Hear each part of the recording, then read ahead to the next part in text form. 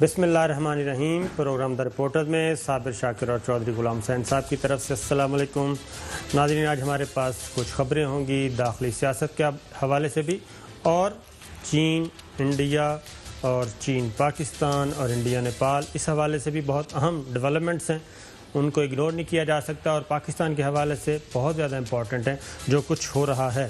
لیکن سب سے پہلے ایک ججمنٹ آئی تھی جمعے کو، اور وہ تھا قاضی فائز عیسیٰ صاحب، جسٹس قاضی فائز عیسیٰ صاحب کے خلاف ریفرنس۔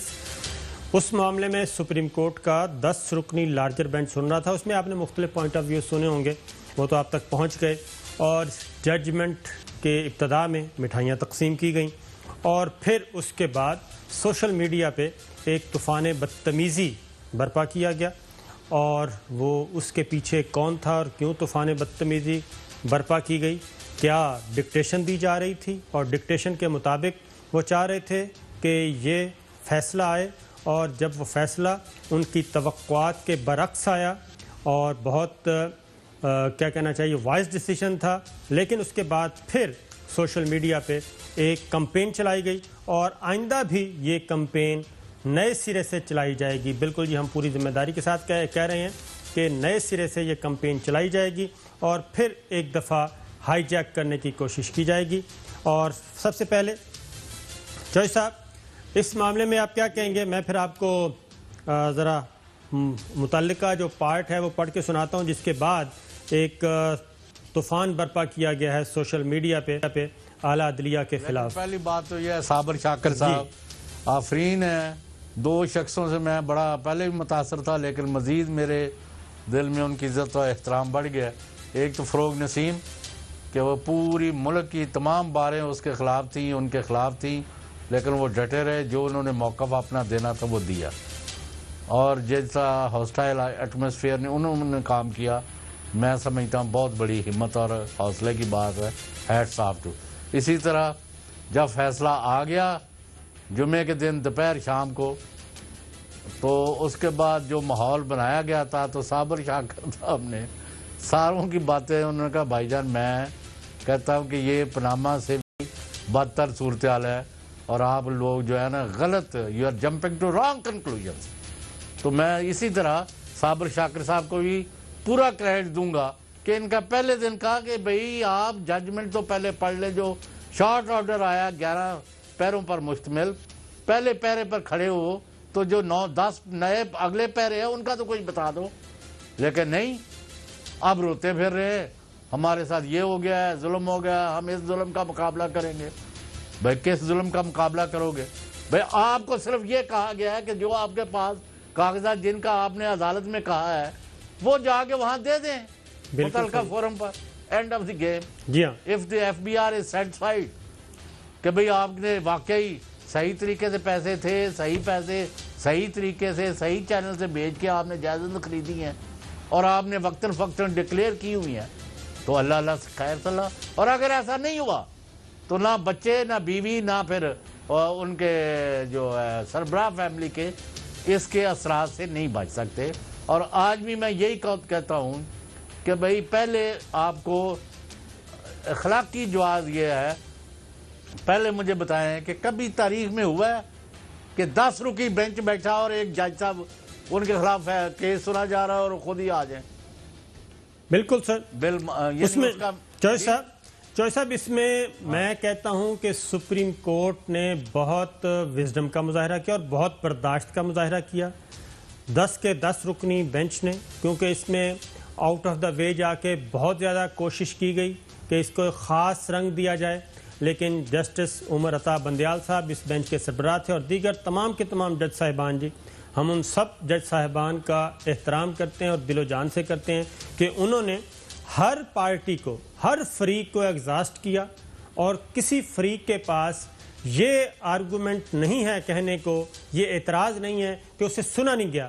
ایک طویل مقدمے کی کارروائی کی گئی، اور اس میں جسٹس قاضی فائز عیسیٰ صاحب خود پہنچ گئے، اور مجھے پتہ ہے کہ جب اس طریقے سے اگر اعلیٰ عدلیہ کی پروسیڈنگز میں کوئی عام آدمی بلکہ کوئی اس طرح کا کام کرے تو سپریم کورٹ کا ریئیکشن بہت سخت ہوتا، لیکن چونکہ وہ ایک آنریبل جج تھے اس وقت بھی ریسٹرین کا مظاہرہ کیا گیا۔ پھر جسٹس قاضی فائز عیسی صاحب کی اہلیہ وہ آ گئی درمیان میں، ان کا بھی ویڈیو لنک کے ذریعے سٹیٹمنٹ ریکارڈ کیا گیا، اور وہ جس کو یہ فتح قرار دے رہے تھے وہ ویڈیو لنک کے ذریعے سٹیٹمنٹ ہی ایک مزید بنیاد فراہم کر گیا کہ جناب 3 پراپرٹیز تو موجود ہیں، ریکور جو ہوئی ہیں، جن کا پتہ لگایا گیا ہے وہ ہیں، ان کی بنیاد موجود ہے، وہ ایک وجود رکھتی ہیں، اور اسی کا تو پتہ چلایا جانا ہے کہ جناب وہ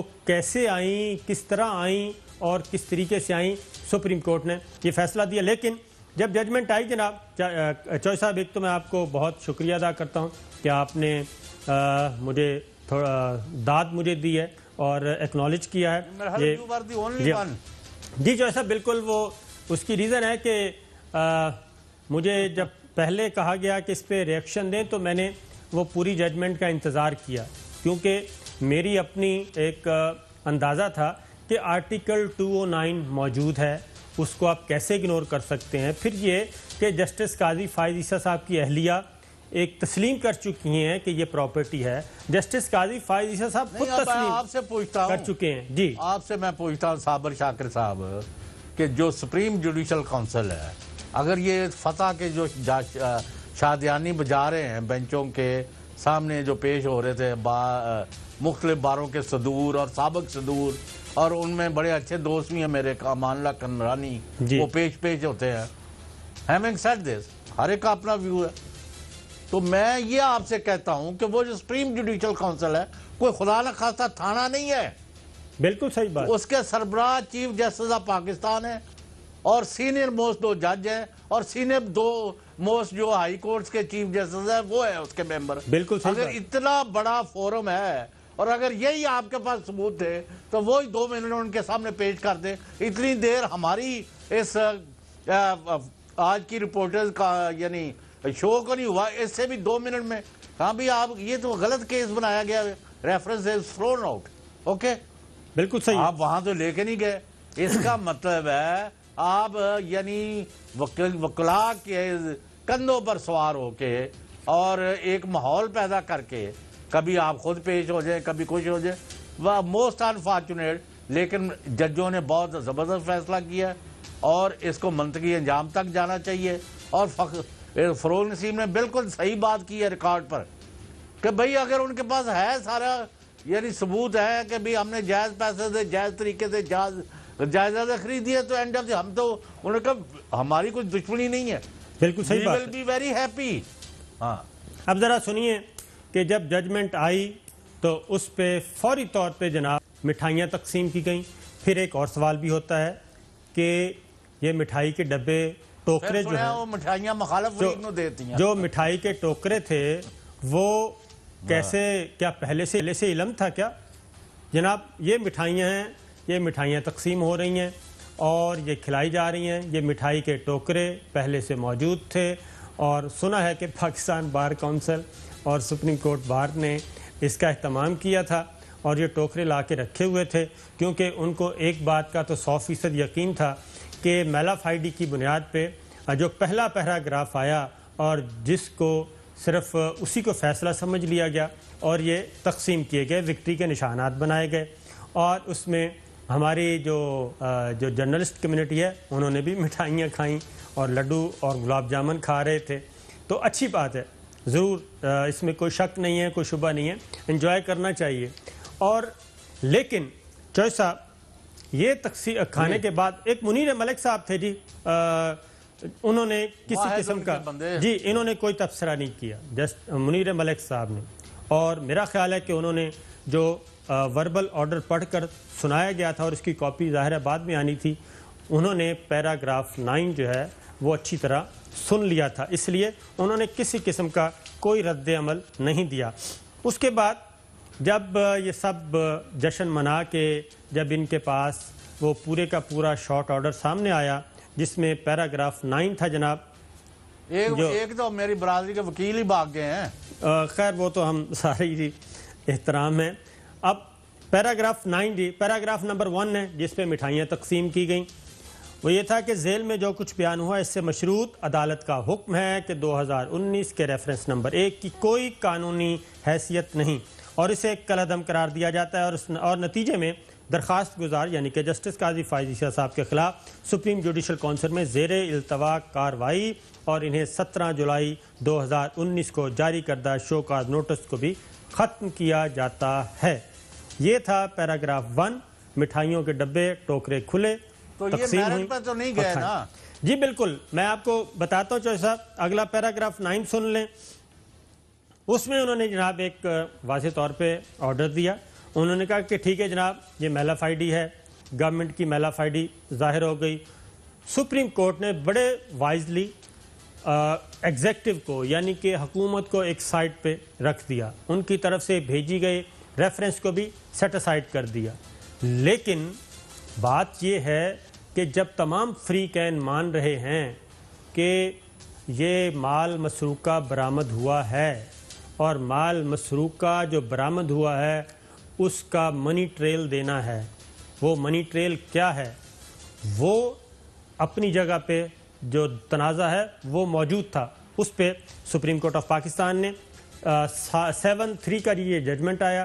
3 ممبرز کا آنریبل ججز کا خیال تھا کہ اس کی کوئی حیثیت نہیں اور اس کو بھی مزید بھی کوئی ضرورت نہیں ہے اس کو ٹٹولنے کی، فارغ کرتے ہیں۔ لیکن لارجر بینچ 7 ممبرز ججز نے، آنریبل ججز نے کہا کہ نہیں۔ اچھا، تو یہ آج کل آپ نے کیا پراپیگنڈے پھیلائے ہوئے ہیں؟ ویلکم بیک ناظرین، بات ہو رہی تھی چیف جسٹس آف پاکستان کی سربراہی میں قائم سپریم جوڈیشل کونسل کے پاس معاملہ بھیجا گیا ہے۔ چوہے صاحب اب آگے کی بات کرتے ہیں، لیکن ایک بات کرتے ہوئے اور پھر ان کی اسٹریٹجی کیا ہے۔ بات یہ ہے کہ سپریم کورٹ کے فاضل لارجر بینچ نے سپریم جوڈیشل کونسل کو بھی بے توقیر ہونے سے بچایا ہے، ورنہ تو ماضی میں یہ کام افتخار چودھری صاحب نے کیا تھا اور اسی پیٹرن پہ یہ کام کروانے کی کوشش کی جا رہی تھی، لیکن سپریم کورٹ آف پاکستان نے سپریم جوڈیشل کونسل کو بھی بے توقیر ہونے سے بچایا اور اس کی اتھارٹی اور اس کی حاکمیت کو تسلیم کرتے ہوئے کہا کہ معاملہ وہیں جائے گا، کیونکہ ایک آنریبل جج کا معاملہ ہے، یہ کسی اور کے حوالے نہیں۔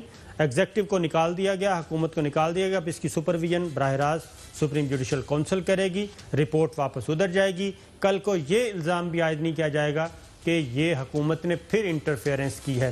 اور ایک اور بات بتا دوں چوہے صاحب، یہ وہ لارجر بینچ تھا کیونکہ سپریم جوڈیشل کونسل پہ عدم اعتماد کرتے ہوئے جسٹس قاضی فائز عیسیٰ صاحب سپریم کورٹ میں آئے اور سپریم کورٹ میں آ کے اگین 2 آنریبل ججز پہ عدم اعتماد کا اظہار کیا۔ وہ 2 آنریبل ججز بھی بینچ سے علیحدہ ہو گئے اور سپریم جوڈیشل کونسل میں تو جو سینئر موسٹ جج صاحبان نے بیٹھنا ہے وہ بھی اس بینچ کا حصہ نہیں تھے۔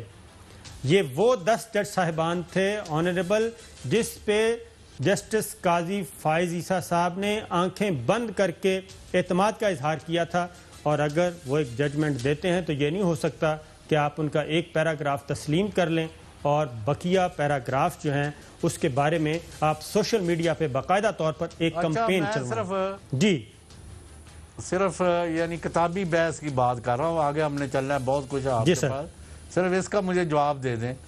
آپ کا پہلا پیرا اور 11 باقی 10 پیرے جو ہے ایک دوسرے سے کانٹرڈکشن میں نہیں ہے؟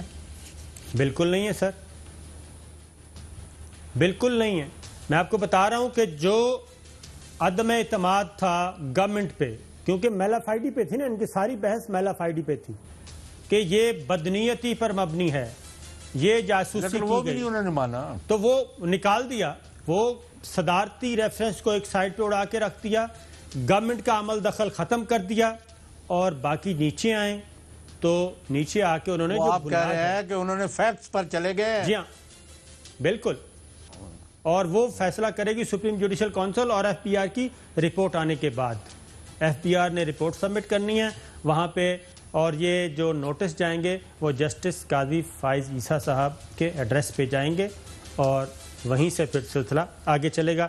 آگے جناب اس سے بھی اچھی خبر ہے، بڑی خبر ہے، اس کو ہم ایک نہیں کر سکتے، داخلی سیاست میں بھی کچھ ڈیولپمنٹس ہو رہی ہیں، لیکن جو اہم ترین خبر ہے جی وہ ہے چائنا اور انڈیا کے درمیان معاملہ اور اس میں ایک 5 اگست. اچھا وہ میں آج یہ کہہ رہا تھا جی صابر شاکر صاحب جی آن اے لائٹر سائڈ، آج بالآخر آپ کے وزیر خارجہ صاحب بھی وہ اپنا یعنی آپ کو پتہ نا کیلولا زیادہ کیا جاتا آپ کے علاقہ جو ہے نا جنوبی پنجاب سے شروع ہو کے، ہاں جی جنوبی پنجاب سے، جی جی تو ادھر انہوں نے آج وہ جاگے اور انہوں نے وہ موقف لیا ہے جو رپورٹرز کا موقف تھا پہلے دن سے کہ ہندوستان کو عوامی جمہوریہ چین کی فوج PLA کے ہاتھوں عبرتناک شکست ہوئی ہے اور یہ اپنے منہ چھپاتے پھر رہے ہیں اور زخم چاٹ رہے ہیں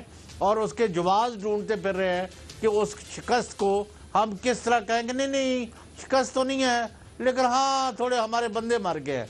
یہ ان کا یہ نہیں موقع ہے. جی اب آپ فرمائیں. بالکل چوہے صاحب، یہ سٹوری ہم سمجھتے ہیں کہ پاکستان کی جو داخلی سیاست ہے اس میں تو ابھی کچھ چیزیں میچور نہیں ہو رہی، ابھی ہوا میں تیر تکے چلائے جا رہے ہیں، اس لیے یہ سٹوری ہمارے لیے بہت زیادہ اہم ہے. اور خاص طور پہ اس کے بعد مزید اہم ہو گئی جب چین کے ایک عہدیدار نے یہ کہا کہ ہم مقبوضہ کشمیر میں بھی فوج بھیج سکتے ہیں اور مقبوضہ کشمیر کی آزادی کے لیے ہم اپنا رول ادا کر سکتے ہیں کیونکہ وہ ایک متنازع علاقہ ہے. جس نظریے پر انڈیا کام کر رہا ہے اس کا مطلب ہے کہ ہم پھر اب وہاں فوج لے کے آئیں اور کشمیریوں کو آزاد کروائیں. یہ ذرا وہ ابھی لداخ بھی کشمیر کا حصہ ہے. جی بالکل، ذرا ان کا سنوائیں. یہ ذرا سنیے جی. چین دار نے ایک ایسا اہم بات کی جس کے بعد میرا خیال ہے کہ سب کے ہوش ٹھکانے آئے ہوئے ہیں. ذرا سنائیے جی. I can assure you that if the Indian side refuses to withdraw from the Chinese territory, war may break out. And if we follow the Indian logic, then does that mean that China has the right to send its troops to the Indian occupied Kashmir because the Pakistani side does not feel comfortable with whatever India is doing in the Indian controlled Kashmir? یہ کہہ رہے تھے کہ میں آپ کو یقین دلاتا ہوں کہ اگر بھارت چینی سرزمین سے فوج واپس بلانے سے انکار کرتا ہے تو جنگ چھڑ سکتی ہے. میں آپ کو یہ بتا دوں کہ یہ کس زمین کی بات کر رہے ہیں. چین کا کلیم ہے جناب 90,000 مربع کلومیٹر پہ لداخ اور ایک سائچن اور گولوان وادی 90,000 مربع کلومیٹر کا کلیم ہے. 38,000 اس تنازع سے پہلے تھا. 4-5 ہزار مربع کلومیٹر اب کنٹرول کر چکا ہے اور اب چائنا یہ کہہ رہا ہے کہ بقیہ علاقے سے بھی آپ چھٹی کریں. اس لیے میں آپ کو یقین دلاتا ہوں کہ اگر بھارت چینی سرزمین سے فوج واپس بلانے سے انکار کرتا ہے تو جنگ چھڑ سکتی ہے. اور اگر ہم بھارتی منطق کی پیروی کریں تو اس کا مطلب ہے کہ چین اپنی فوج بھارت کے زیر قبضہ کشمیر میں بھیجنے کا حق رکھتا ہے کیونکہ بھارت جو کچھ مقبوضہ کشمیر میں کر رہا ہے پاکستانی سائیڈ آزاد کشمیر اس پر اطمینان محسوس نہیں کرتا. تو یہ ایک اہم ترین ڈیولپمنٹ ہے، اہم ترین ڈیولپمنٹ تھی. اس کی ریزن ہے کہ 5 اگست پچھلے سال 5 اگست کو جو انڈیا نے مودی سرکار نے قدم اٹھایا تھا مقبوضہ کشمیر کا خصوصی درجہ ختم کر کے اس کا فریق صرف پاکستان اور انڈیا نہیں تھے، اس میں کشمیر بھی تھا، چائنا بھی تھا.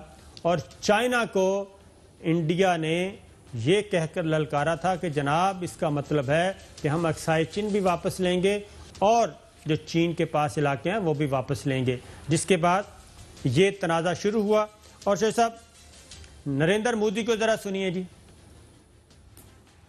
پوروی لداخ میں جو ہوا نہ وہاں کوئی ہماری سیما میں گھس آیا ہے، نہ ہی کوئی گھسا ہوا ہے، نہ ہی ہماری کوئی پوسٹ کسی دوسرے کے قبضے میں ہے.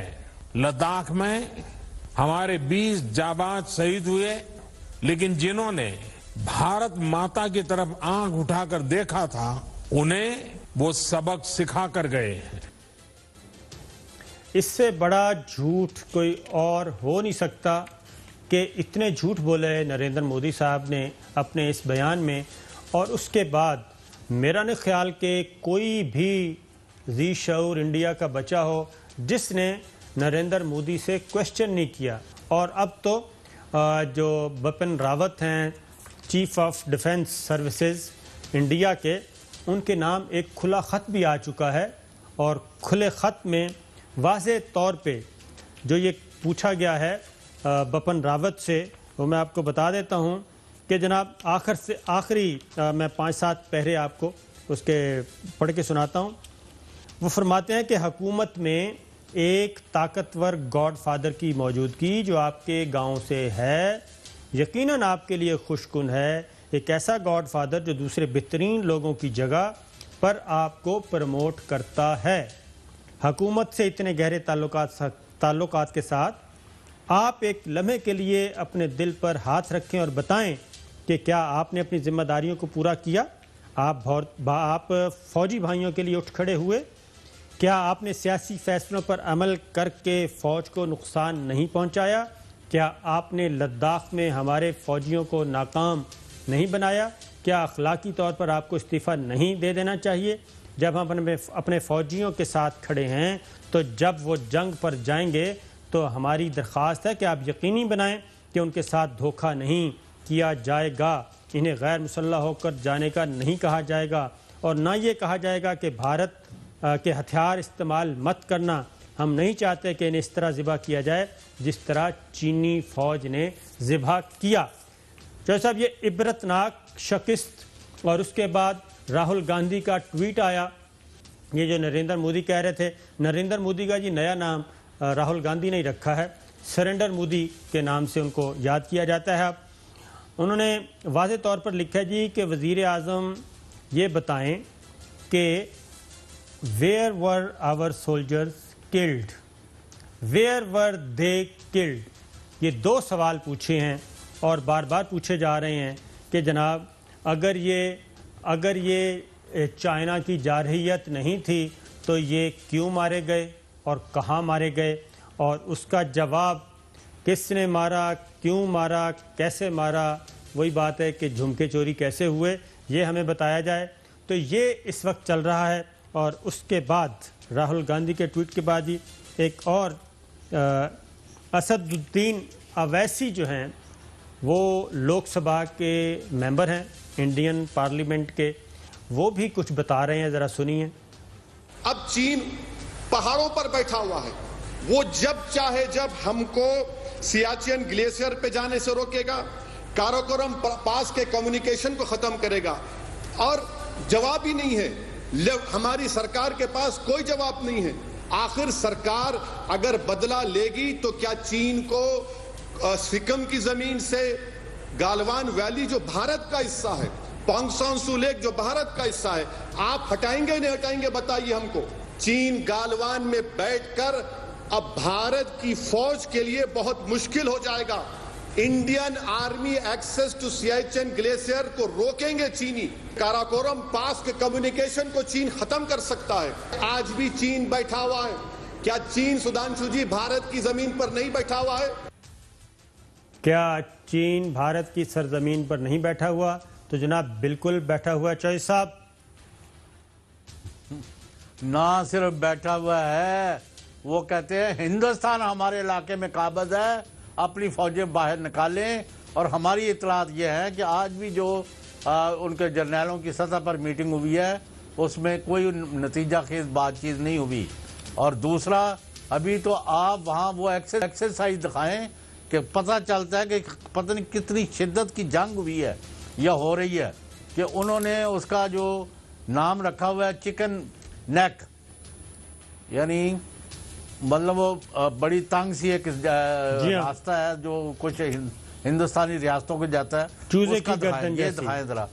یہ چوہدری صاحب وہ بالکل وہ ہے، اور اس پہ ہم انشاءاللہ کل ایک ڈیٹیل سیگمنٹ کریں گے اور ہم نقشہ دکھائیں گے، سمجھائیں گے کہ چکن نیک سے کیا مراد ہے، اور انڈیا کے لیے وہ چوزے کی گردن جو ہے باریک سی وہ کتنی امپورٹنٹ ہے، اور اس پہ کیا ہونے جا رہا ہے اور کیا ہو سکتا ہے، یہ کل آپ کو بتائیں گے چوہدری صاحب، بالکل اس میں کوئی شک نہیں۔ لیکن جس میٹنگ کا آپ نے حوالہ کیا دلی میں، وہ ہوئی ہے جی راجناتھ سنگھ کی سربراہی میں، اور اس میں Bipin Rawat chief of defence services تھے، اور اس میں انڈین آرمی چیف تھے. جی ہاں میں ایک بتاتا پھر وہ چائنا سے. جی ہاں ایک آرمی چیف تھے انڈین, ایئر چیف تھے, نیول چیف تھے, اور کچھ اور لوگ بھی تھے, جس میں چوہے صاحب اس نتیجے پہ پہنچے ہیں کہ انڈین آرمی چائنا سے لڑنے کی نہ تو پوزیشن میں ہے نہ اس کی ٹریننگ ایسی ہے.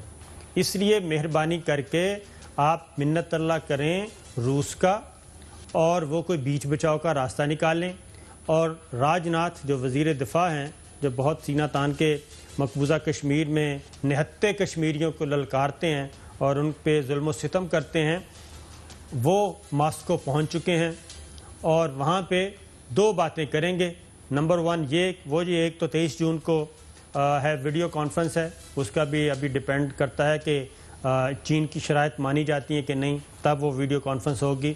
اور دوسرا وہ گئے ہیں جناب ایک تو رشیا کے ساتھ کہ جناب ہمارا بیچ بچاؤ کرائیں, جو بیک ڈور چینل پہ ڈپلومیسی چل رہی ہے, اور ہماری معافی تلافی کروائیں اور ہمیں بچائیں, اور اس لڑائی میں ہمیں نہ جانا پڑے کیونکہ لڑائی لڑ نہیں سکتے. دوسرا ایک اور چیز بھی ساتھ وہ ایک لالی پاپ بھی دیں گے رشیا کو کہ ہم آپ سے ڈیفنس میزائل سسٹم جو ہے وہ میزائل ڈیفنس سسٹم جو ہے وہ خریدنا چاہتے ہیں, S-400 ہے وہ خریدنا چاہتے ہیں, تاکہ وہ آپ کو پتہ ہے کہ ایک برائب کے طور پہ بھی. تو یہ وہ چیزیں ہیں جو ابھی دیکھنا ہے اور اس کے لیے وہ گئے ہوئے ہیں. لیکن آپ سے میرا سوال یہ ہے چوہے صاحب, اگر چائنا رشیا کو چائنا اور انڈیا میں سے کسی ایک کا انتخاب کرنا پڑے تو وہ کس کا انتخاب کرے گا؟ ایک تو روس اور چین نے بڑی دیر سے فیصلہ کیا ہوا ہے, تو انہوں نے مل کے رول ادا کرنا ہے اور ان کے مفادات کا کوئی ٹکراؤ نہیں ہے, اور دونوں کے اگر مفادات کا ٹکراؤ ہے تو امریکہ سے ہے درجہ بدرجہ.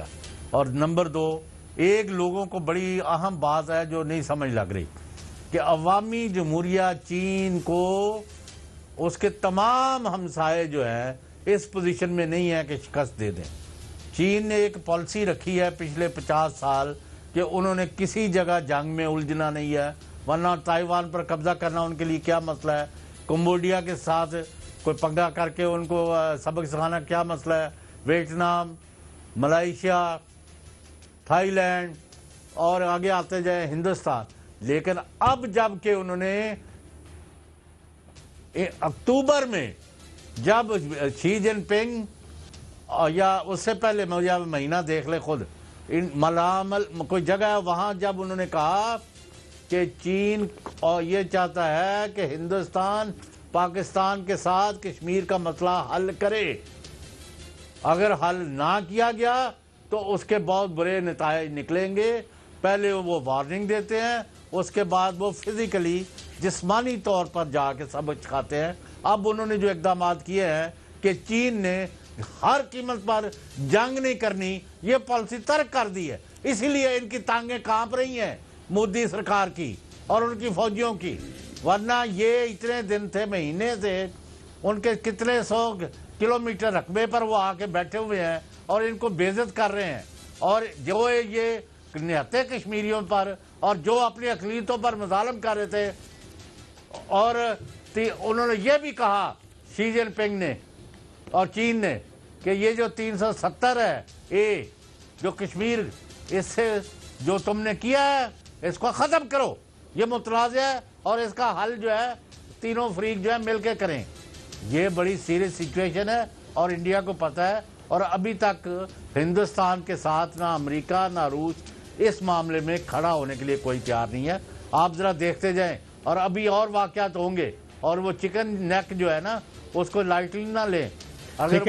چکن نیک بھی جو ہے صاحب, اور دوسرا نیپال کی طرف سے بھی ایک سرپرائز آ سکتا ہے, ادھر سے بھی ایک چیز چل رہی ہے. دوسرا ادھر آ جائے لداخ, ایسٹرن لداخ میں لڑائی ہو رہی ہے, اور مغربی لداخ میں پاکستان اور ہندوستان آمنے سامنے ہے, اور وہاں سیاچین اور کارگل پر آپ بھی بیٹھ سکتے ہیں. اور یہی وہ چینی مبصر نے کہا ہے, جیسے ہم یہاں کے مبصر ہیں, اور میں نے تو ابھی ان کو ابھی عرضی دی ہے چائنیز, اور سیاچین جو ہے اونچائی پر ہے, اس کے نیچے بھی چائنیز آگے ہیں وہاں سے. بالکل ایسے یعنی آپ کل دیکھیں نا دولت پور وغیرہ وغیرہ جو جگہ ہیں، اور یہ جو گلوان ہے، گلوان انہوں کا گلما پھڑیا ہے، گلوان نہیں ہے۔ بالکل صحیح ہے۔ چوہدری صاحب ایک بریک پہ جانا ہے اور بریک سے واپس تو گفتگو مزید آگے بڑھائیں گے۔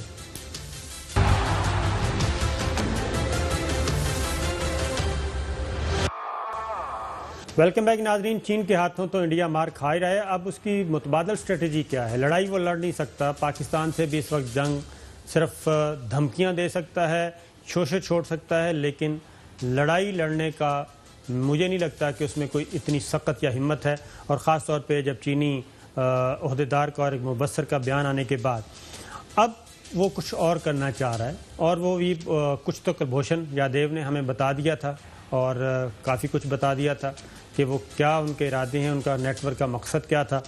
اب جب سے ڈاکٹر عمران فاروق قتل کیس میں ججمنٹ آئی ہے اور برطانیہ اور پاکستان کے ادارے آپس میں مل کر کام کر رہے ہیں اور مجرموں کو کیفر کردار تک پہنچانے کے لیے تعاون کر رہے ہیں، اب اس کی مزید لوگوں نے اپنی لب کشائی شروع کر دی ہے اور مزید گفتگو شروع کر دی ہے۔ لیکن اس سے پہلے شاہ محمود قریشی صاحب کا سٹیٹمنٹ سنیے، پھر اگر آپ ملا کے پڑھیں گے، دیکھیں گے، سنیں گے تو آپ کو اندازہ ہوگا کہ انڈیا کا کیا پلان ہے پاکستان کے بارے میں۔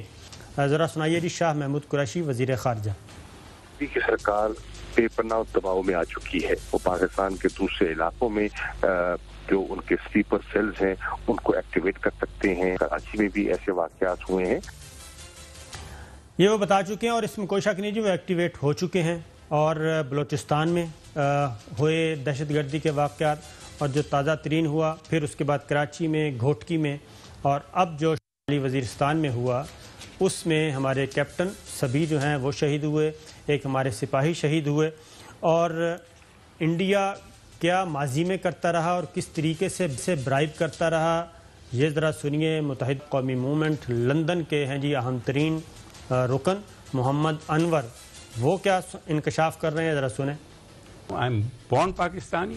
I'm not against Pakistan. And I had never been willingly cooperated with India. Party کی لائن تھی، حکم ماننا تھا، وہ ہم نے کیا۔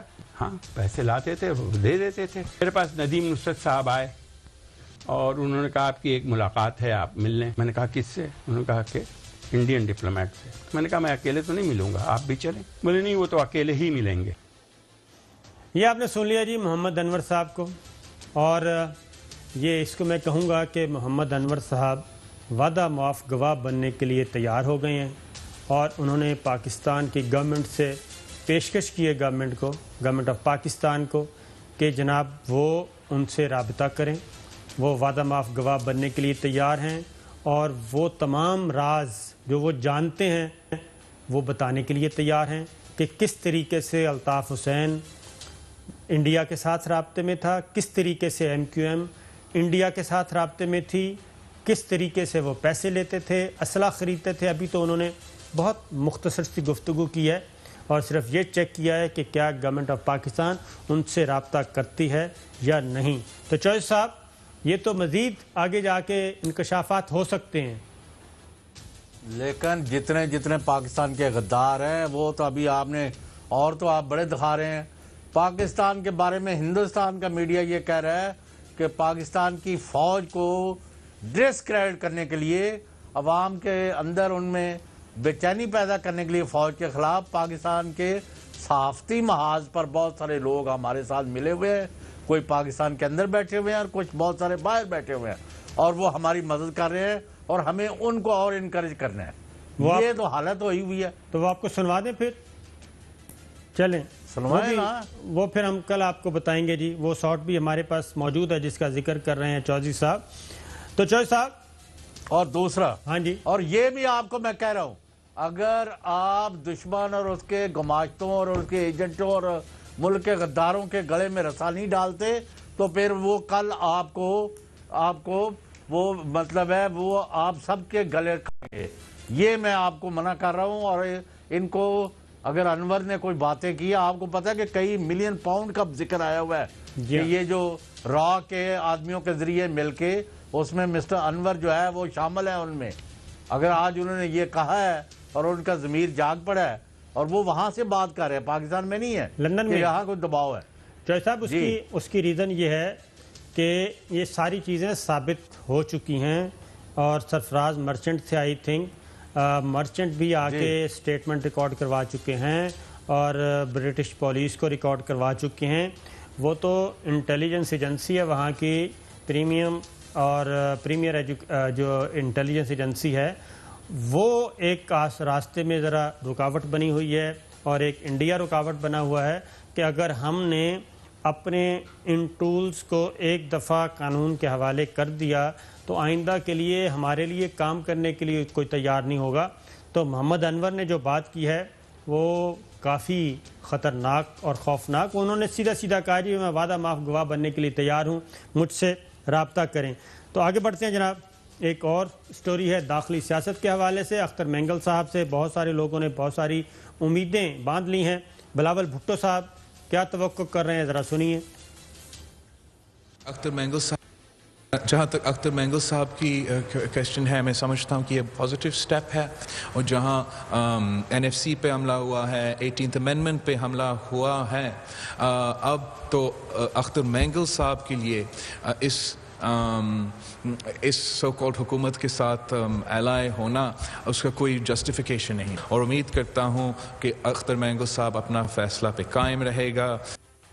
اختر مینگل صاحب اپنے فیصلے پر قائم رہیں گے, یہ انہوں نے زور دیا ہے. اختر مینگل صاحب کیا کہہ رہے ہیں وہ بھی سن لیں.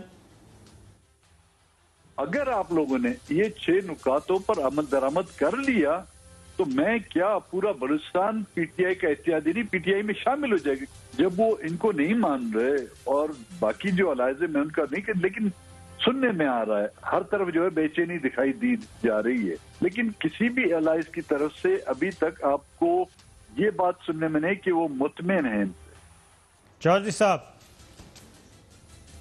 انہیں یہ چلتا رہتا ہے. یہ بجٹ کے دوران یہ کافی لوگ یہاں بھی انڈیویجول بھی ناراض بیٹھے ہوئے ہیں, کوئی ادھر جھاگتا ہے, وہ اپنی قیمت وصول کرتے ہیں, لیکن ان کے مطالبے اگر آپ نے مانے ہوئے تو ان پر عمل کریں.